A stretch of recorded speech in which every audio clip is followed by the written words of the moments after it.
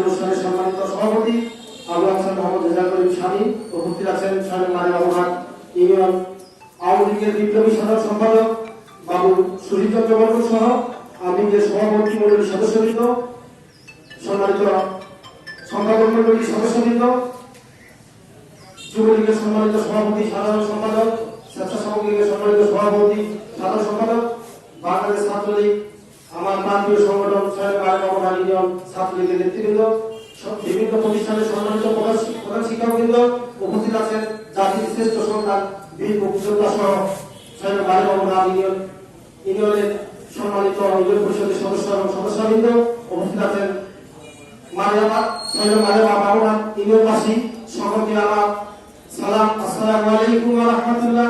হিন্দু ভাইদের প্রতি আদাব এবং মুজিবীয় শুভেচ্ছা। বক্তব্যের শুরুতে প্রাণ ভরে শ্রদ্ধা ভরে স্মরণ করছি হাজার বছরের শ্রেষ্ঠ বাঙালি রাখাল রাজা, স্বাধীন বাংলার স্থপতি, শোষিত মানবের মুক্তির মহানায়ক জাতির জনক বঙ্গবন্ধু শেখ মুজিবুর রহমান সহ তার পরিবারের সকল সদস্যবৃন্দকে। একই সাথে স্মরণ করছি জাতীয় চার নেতা সহ 1971 সালের 16 ডিসেম্বর লাল সবুজের প্রিয় বাংলাদেশের পতাকা তারা উপহার দিয়েছেন, প্রিয় বাংলাদেশকে তারা উপহার দিয়েছেন। 30 লক্ষ শহীদ এবং 2 লক্ষ মাকে আজকের এই অনুষ্ঠানে শ্রদ্ধা করে স্মরণ করা হচ্ছে। প্রিয় সংগ্রামী ভাই বোনেরা, আপনারা জানেন 1975 সালের 15 আগস্ট বাংলার ইতিহাসের সবচেয়ে ন্যাক্কারজনক যে ঘটনাটি জাতির জনক বঙ্গবন্ধু শেখ মুজিবুর রহমানকে হত্যার মধ্য দিয়ে সংঘটিত হয়েছিল। আমরা জানি 1947 সালের 14 আগস্ট দুটি রাষ্ট্রের সৃষ্টি হয়, একটি হচ্ছে ভারত আরেকটি হচ্ছে পাকিস্তান।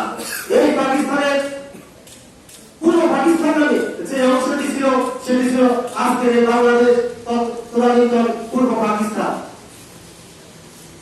এদেশের মানুষের অর্থনৈতিক মুক্তি, সামাজিক মুক্তি, শিক্ষার মুক্তি, খাদ্যের মুক্তি কোন দিক দিয়ে আমরা পশ্চিম পাকিস্তানের চেয়ে পূর্ব পাকিস্তান বেশি ভোগ করতে পারিনি। উপরন্ত আমরা শোষিত, বঞ্চিত, অবক্ষিত, নির্যাতিত হয়েছিলাম। এই বিষয়টি আমাদের জাতীয় যে সব নেতাদের হাত ধরে চলছিল, যারা এই বিষয়গুলোকে নিয়ে আন্দোলন চালিয়ে যাচ্ছিল, তাদেরকেও আজকের এই বক্তব্যে আজকের এই অনুষ্ঠান থেকে শ্রদ্ধা করে স্মরণ করা হচ্ছে। আমরা শুনেছি হোসেন সোহরাওয়ার্দীর নাম, শেরেবাংলা একদিন ফজলুল হক, এই নেতাগুলোর হাত ধরে আজকের এই পুরো পাকিস্তানকে বাংলাদেশ পার বিদ্রোহ করা হচ্ছিল। কিন্তু যিনি অরিজিনাল কারিগর, অরিজিনাল নায়ক, তিনি সর্বপ্রথম এই আন্দোলনটি শুরু করেছিলেন তার ছাত্র জীবন থেকে, সেই কলকাতা থেকে শুরু করে ঢাকায় বিশ্ববিদ্যালয় থেকে বাঙালির মহানায়ক জাতির জনক শেখ মুজিবুর রহমানের হাতে নেতৃত্ব ধরে যে নেতৃত্ব উনি বাংলা ভাষার কাছ থেকে গ্রহণ করেছিলেন। সংগ্রামী সাথী ভাইরা, আপনারা জানেন 1952 সালের 21শে ফেব্রুয়ারি ভাষার জন্য যারা আন্দোলন করেছিলেন, আপনারা সালাম মহম্মদ, জোরবার শফিক এদের নাম শুনেন, কিন্তু নেপথ্যের নায়ক কি জানেন? 1947 সালে 11 সেপ্টেম্বর তমলুদ্দিন ভাষা সৈনিক নামে একটি সংগঠন গঠন করা হয়েছিল। সেই সংগঠনের নায়ক ছিলেন বঙ্গবন্ধু শেখ মুজিবুর রহমান, যেটি গণনার গণমূলে প্রথম তিনি ভাষাকে বাংলায় উর্দু ভাষা থেকে বাংলাকে রাষ্ট্রভাষা করার জন্য পরিকল্পনা গ্রহণ করেছিলেন এবং সেখান থেকে এই বাংলাকে রাষ্ট্রভাষা করার বীজ বপন করা হয়েছিল এবং সেটি পরবর্তী 1952 সালে আন্দোলনের রূপ ধারণ করে যে বাংলাই হবে বাংলাদেশের রাষ্ট্রভাষা, অর্থাৎ পুরো পাকিস্তানের রাষ্ট্রভাষা। সেটির কারিগর ছিল বঙ্গবন্ধু শেখ মুজিবুর রহমান। মূলত স্বাধীনতার বীজ বপন হয়েছিল 1952 সালে ভাষা আন্দোলনের মধ্য দিয়ে। পরবর্তীতে আমরা দেখেছি 1954 সালে যুক্তফ্রন্ট, 1962 সালে শিক্ষা কমিশন, 1966 সালে 6 দফা, যেটির মূলেই এই সবগুলো আন্দোলনের মূলেই ছিল কাঙ্ক্ষিত লক্ষ্য স্বাধীনতা। এবং 1970 সালে সমস্ত পূর্ব পাকিস্তানের রক্তরাষ্ট্রে বাংলাদেশের মানুষকে একত্রিত করে যে গণমাধ্যম করেছিলেন বঙ্গবন্ধু শেখ মুজিবুর রহমানের নেতৃত্বে, সেটাই কারিগর ছিল বঙ্গবন্ধু শেখ মুজিবুর রহমান। 1970 সালে আপনারা জানেন, আপনারা অনেক মুরব্বী আছেন, আপনারা যখন ভোট দিয়েছিলেন, 1970 সালে নির্বাচন হয়েছিল, নিরন্তর বিজয় অর্জন করেছিল বঙ্গবন্ধু নেতৃত্বে আওয়ামী লীগ, আসন গ্রহণ করেছিল। কিন্তু পশ্চিম পাকিস্তানের ইয়াহিয়া খান, আইয়ুব খান কোনোভাবেই শাসনভার বঙ্গবন্ধুর হাতে ন্যস্ত করা হয়েছিল না। আরেকটি তথ্য আছে, 1970 সালে বঙ্গবন্ধু 26 মার্চের রাত্রে কারাবরণ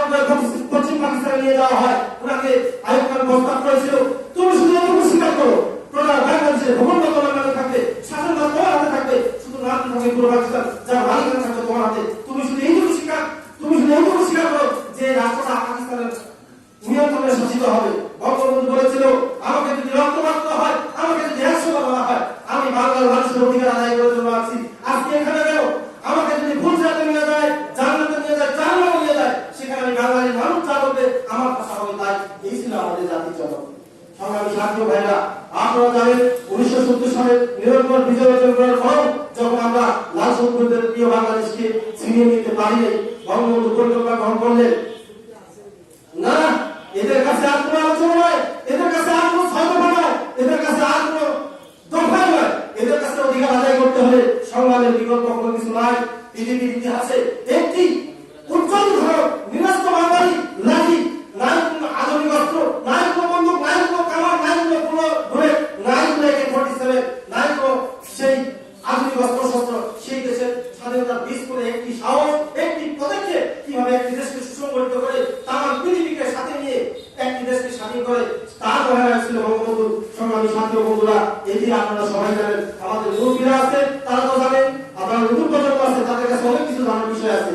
তারপরে 1971 সালে 25শে মার্চে ভয়াল কারণে বঙ্গবন্ধুকে গ্রেফতার করার মধ্যে প্রাক্কালে বঙ্গবন্ধু যখন স্বাধীনতা ঘোষণা করে গেলেন, এদিন কিছুদিন আগে আপনারা নিশ্চয়ই জাতীয় সংসদে শুনছেন মাইনুদ্দিন বাদল জাসদের এমপি, অর্থাৎ হাটহাজারী চট্টগ্রাম 9 আসনের এমপি হাটহাজারী বাদল যখন বঙ্গবন্ধু স্বাধীনতা ঘোষণা করে যায়, এই ভাষণটি 6টি সেক্টরে 6 থেকে এই ভাষণটি প্রচার করা হয়েছিল। কিন্তু on behalf of Bangabandhu Bangladesh যখন জিয়াউর রহমান ঘোষণা করে, এটি মাত্র 10 ভোল্টেজের একটি রেডিও সেন্টার ছিল চট্টগ্রাম, শুধু চট্টগ্রাম বন্ধ ছাড়া এটি সারা বাংলাদেশে প্রচার হওয়া যায়নি। এটি ইতিহাস সাক্ষী কিভাবে আজকে এই বাঙালি জাতি পিতাকে বাদ দিয়ে তাকে আজকে স্বাধীনতার ঘোষণা করা হচ্ছে। এটি জাতির জন্য ব্যাখ্যাজনক ছাড়া আর একজন মানুষকে জাতির জন্য এর চিন্তে বড় আগর ব্যাখ্যার জন্য কি অপমান ছাড়া এটি কিছু হতে পারে না। সংগ্রামী সাথী ভাইয়েরা, আপনারা তাদের দেশের স্বাধীন ভাগ গণতন্ত্র করবো, এই এলোমেলো বাংলাদেশকে, এই বিশৃঙ্খল বাংলাদেশকে খাদ্যের অভাব, শিক্ষার অভাব, বস্ত্রের অভাব, এমন কোনো দিন নাই। আমরা স্বাধীনতা অর্জন করেছি দিকে, কিন্তু কোনো কিছু কলমে ছিল না, খাবার ছিল না, কি ছিল? এই একটি বিশৃঙ্খল বাংলাদেশ থেকে বঙ্গবন্ধু কখনো বিচ্ছিন্ন হয়নি। উনি প্রথম সফরে যখন গিয়েছিলেন, প্রথম সফরে যখন জাতিসংঘের বিষয় গিয়েছেন, আমেরিকায় গিয়েছিলেন, ভারতে গিয়েছিলেন, একটি কথা, আমার দেশকে আমি সবাই বাংলাদেশ করবো, এর জন্য আমার খাদ্য, বস্ত্র, শিক্ষা এগুলো আমার প্রাথমিক চাহিদা। তিনি কখনো ভেঙে পড়েননি। তিনি একটি কথা বলেছেন, আমরা যেহেতু অস্ত্র ছাড়া নিরস্ত্র সাহস করে বাংলাদেশকে অর্জন করেছি, এদেশের ভাগ্যের উন্নয়ন ঘটাতে পারবো। এ ছিল আমাদের জাতির পিতা বঙ্গবন্ধু শেখ মুজিবুর রহমান। সংগ্রামী সাথী ভাইরা, আপনারা জানেন 1975 সালে 15 আগস্ট এই দিনে বঙ্গবন্ধুকে হত্যা করা হয়েছিল। তার আগে উনি একটি কথা বারবার বলেছিল, আমাকে প্রধানমন্ত্রী করার দরকার নেই, আমি প্রধানমন্ত্রী চাই না, আমি আপনাদের ভাগ্যের উন্নয়ন ঘটাতে চাই। একাধিক বক্তব্য আছে যেটি এখন বিভিন্ন চ্যানেলে প্রচার করতেছে। সংগ্রামী ভাই বোনেরা, এই কথা হচ্ছে এই যে একটি মানুষ নেতার নাম নয়, পুরোনোর নাম নয়, সংসদের নাম নয়, অর্থের নাম নয়, একজন পিতা যার কর্মকাণ্ড, একজন পিতা যাবে সন্তানকে মানুষ করতে চায়, একজন পিতা তার বাড়িতে বসবাস করে যে সন্তানকে যেভাবে সাজাই দিতে চায়, এই দেশটি নিয়ে উনি পিতার মধ্যে ভূমিকা অবতীর্ণ হয়েছিলেন জন্য আজকে তিনি রাজনীতি জনক।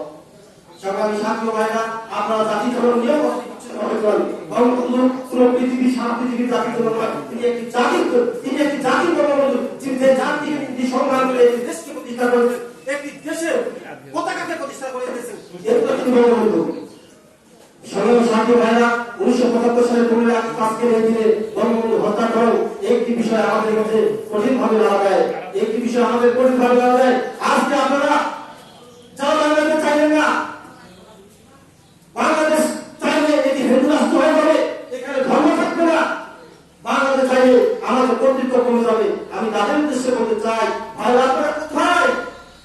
আপনারা দিনের বেলা চোখ লাইতে পারেন না, রাতের বেলা চোখ লাইতে পারেন না, উন্নয়ন তো সব রাতের বেলা দেখা যায়, দিনের বেলা দেখা যায়। এটি জগৎ হিসেবে আছে এবং অন্য সুযোগ কল্পনা করেছে। আপনাদের উদ্দেশ্যে শুধু এটি বলতে চাই, আজকে যারা পুরো পাকিস্তান বাংলাদেশ হলে ধর্ম থাকবে না, এটি হিন্দু হয়ে যাবে। আপনারা আজকে কোথায়, আজকে কি পরিবর্তন হয়েছে, এই বিচারের এই বিষয়ে দায়িত্ব আপনাদের। আজকে দেশটি কোথায় গিয়েছে, এটা আমরা হয়তো অনেকে দেখতে পাই না। আমার ছোট ভাই মোহাম্মদ গতকাল একটি বিষয় তার সাথে তর্ক হচ্ছিল, সে বলল যে আমার সন্তান দেখতে দেখতে এত বড় হয়েছে, তাকে যে মুসলমানি করে হবে স্কুলে পড়াই যাবে, আমি লক্ষ্যই করিনি। আসলে শেখ হাসিনার উন্নয়নটা এইরকম, মানে দেখতে দেখতে উন্নয়ন এমন হয়ে গেছে অনেক সহজে বিশ্বাস হতে পারছে না। আজকে নিজ অর্থায়নের পদ্মা সেতু এটি বঙ্গবন্ধুর কন্যার জন্যই হয়েছে। আজকে নিজ অর্থায়নে ঘরে ঘরে কিন্তু আজকে মানুষ বাজারে আসলে ভালো মাছ কিনতে ভালো সবজি খুঁজে যে টাকা সবজি ভালো মতো আর আগের মতো বলে যে টাকা চাও দেয় সবজি কি হয় দেওয়া হবে এটা কি টাকা দেয়। এটি সম্ভব হয়েছে আল্লাহ রহমত আরো ওসিলা জাতির জন্য বঙ্গবন্ধু শেখ মুজিবুর সুযোগ্য শেখ হাসিনার হাত ধরে। তার জন্য আপনারা দোয়া করবেন। একই সাথে বঙ্গবন্ধু যে আদর্শ নিয়ে গেছে, বঙ্গবন্ধু আদর্শ নিয়ে গেছে, আমি ছাত্রলীগ করে যুবলীগ করে সেটা সম্ভব হই না। আমাদের ইন্ডিয়ান আর্মিকে সম্মানিত সভাপতি সাধারণ সম্পাদক আছে, এই আদর্শটুকুই ধারণ করলে দেশটা পরিবর্তন হয়ে যাবে। যিনি জীবনের মায়া করেন না, সন্তানের মায়া করেন না, সন্তানের মায়া করেন না, স্ত্রীর মায়া করেন না, সব মায়া ত্যাগ করে দেশের স্বাধীনতাকে উপহার দিলেন, সেই বঙ্গবন্ধুকে স্বীকার করার কৃতজ্ঞতা আমাদের ভিতরে বহন করতে হবে। আমাদের আর্মিকে প্রত্যেকটা কর্মীকে বুঝাইতে হবে আমাকে যে বঙ্গবন্ধুর নেতৃত্বে দেশ স্বাধীন হয়েছে এবং উনি এই দেশের ভাগ্যের পরিবর্তন করেছেন এবং তার কর্মকর্তা শেখ হাসিনা আসলে জন্যই আজকে এই পরিস্থিতি। আমরা আজকে যখন করোনা মহামারীতে গোটা পৃথিবী হিমশিম খাচ্ছে, ইনশাআল্লাহ আমাদের রাষ্ট্র জননেত্রী শেখ হাসিনা হাত ধরে সঠিক রাস্তায় এসেছে। এখন আমাদের জিডিপি দেখেন প্রগতি হার আসক্তি দেশ ভারত চীনের চেয়ে চলে আগে আছে। এটা নিয়ে রীতিমতো ভারত তাক খেয়ে যাচ্ছে। ভারতের রীতিমতো একজন উত্তম নেতা বলে গেছে অমিত শাহ যে ওদের জিডিপি বা বিভিন্ন আয় বেশি হলেও ওরা তো আমাদের ছায় আছে, মানে বিষয়টা উনিও মেনে নিতে পারতেছে না, কৌশল নিয়ে তাচ্ছিল্য করছেন। তো যা হোক আপনাদের শুধু এটি বলবো যে বিবেক আছে, বিবেচনা আছে, আপনারা এখন বোঝেন আপনার ভয়তে বিষয় আছে, আপনারা সব কিছু বিচার বিশ্লেষণ করে যদি মনে হয় জননেত্রী শেখ হাসিনার হাত ধরে দেশটি শরীর করতে হবে তবে রায় রাস্তা তার পক্ষে আছে। আপনাদের স্বাধীনতার পক্ষে কোনো ডাক আসবে সেদিকে আমাদের লাফিয়ে পড়তে হবে। মুখে আমি করবেন বুকে আরেকটা, এটা যদি না হয় এটুকু তো আহ্বান দিলেন জাতির জন্য বঙ্গবন্ধু শেখ মুজিবুর রহমান আল্লাহ তাআলা, আমার বিশ্বাস আল্লাহ তাআলা উনি একটি দেশের ছোট ছোট মানুষের দোয়া পাচ্ছেন। আল্লাহ তাআলা জান্নাতুল ফেরদাউস দান করে, একই সাথে তার সদস্য সকলকে জান্নাত দান করে এবং জননেত্রী শেখ হাসিনাকে হায়াত দারাজ করে।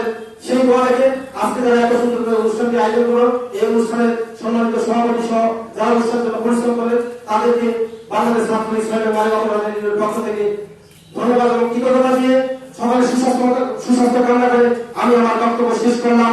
জয় বাংলা, জয় বঙ্গবন্ধু, বাংলাদেশ।